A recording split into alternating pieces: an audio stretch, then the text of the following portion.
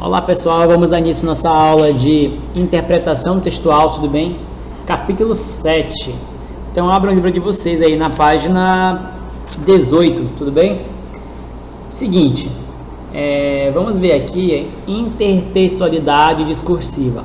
Ora, o que é intertextualidade? Sabemos que quando existe um texto, há a possibilidade que esse texto faça referência a outros textos. Então, o que é isso? Isso aí é intertextualidade. São diversos textos que vão estar dentro de um outro texto. Tudo bem? Então, eu leio aqui o texto a seguir, a cartomante, tá? E dei uma olhada aí na proposta que existe desse texto. Tudo bem? Então, vamos para a teoria. Observamos o seguinte, como eu falei para vocês, que a intertextualidade é quando eu tenho textos dentro de outros textos. Observe o seguinte, o texto que eu falo pode ser o verbal e o não verbal, tá? Imagina aqui tem o Mona Lisa e aqui eu tenho Mona Lisa. Observem aqui, ó, uma intertextualidade porque faz referência a um outro tipo de texto, que seria o original aqui, Mona Lisa, tudo bem? Assim como esse aqui e assim como esse aqui da Bombril. Tudo bem? Cada um com a sua especificidade. Agora é o seguinte, observe o seguinte, todo texto se constrói com um mosaico de citações. Todo texto é absorção e transformação de um outro texto. Então, tudo que vocês leem hoje, alguém já escreveu algo parecido antes, e esse autor que escreveu o seu texto que você está lendo, ele, querendo ou não, de forma subjetiva, explícita ou implícita, faz referência a outras leituras que ele teve, a um outro tipo de texto que ele viu, que ele leu ou que ele compreendeu, tudo bem? Então sempre vai ocorrer isso. Não existe dizer que a pessoa criou algo novo, não se cria algo novo. A partir de outras perspectivas que você vai abstrair, você vai desenvolver um tipo de texto que vai fazer referência de alguma outra forma a textos anteriores. Então, a partir disso, existe a paráfrase.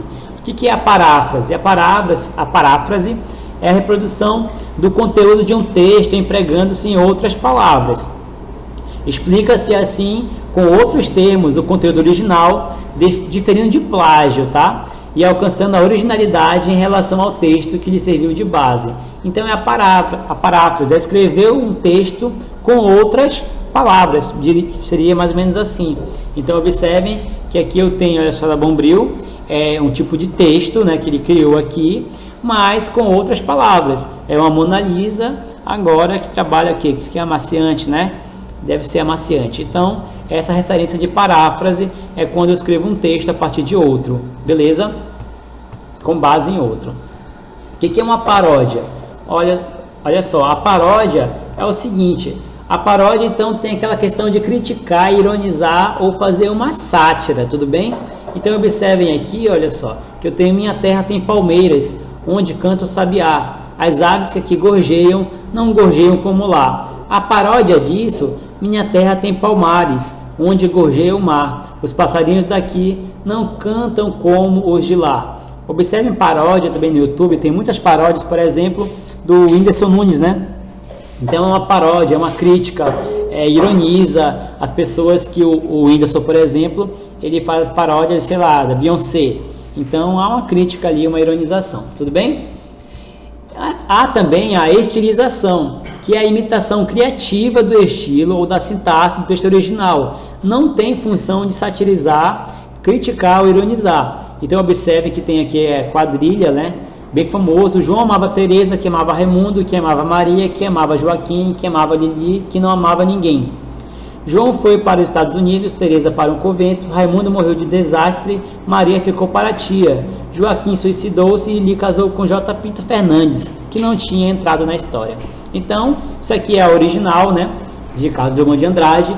Agora, nada nos leva a crer que ele não tenha formado esse texto a partir de um outro que só ele poderia explicar, mas infelizmente, né, não tem como, já que ele é falecido, tudo bem? Então aconteceu isso aqui, então ele fez quadrilha e a partir disso, olha só, quadrilha da sujeira, então foi reescrito de uma outra forma, tá?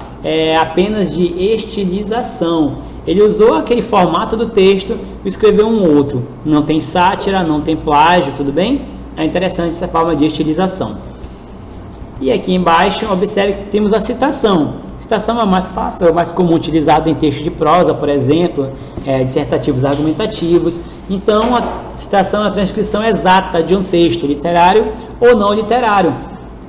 Observe o seguinte, exemplo, segundo Massude Moisés, o termo maravilhoso nas produções clássicas pode ser explicado como maravilhoso. Maravilha é mais oso do latim mirabilia, coisas admiráveis, plural neutro de mirabilis, estranho notável.